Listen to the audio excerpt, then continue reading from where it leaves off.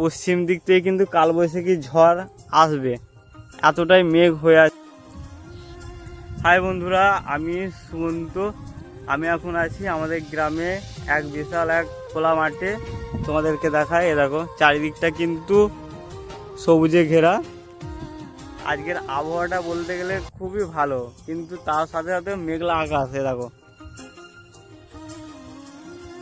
তার সাথে সাথে হালকা বাতাস বইছে।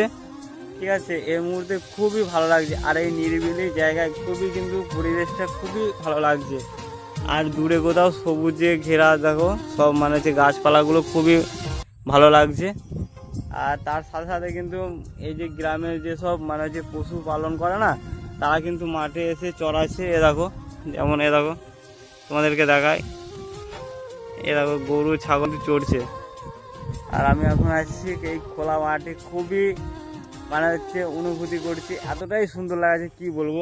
আর তোমাদেরকে দেখায়, পশ্চিম দিক থেকে কিন্তু কালবৈশাখী ঝড় আসবে, এতটাই মেঘ হয়ে আছে দেখো। আর এই মেঘগুলো সবই কিন্তু যাচ্ছে, খুবই ভালো লাগছে এইখানটায় এসে।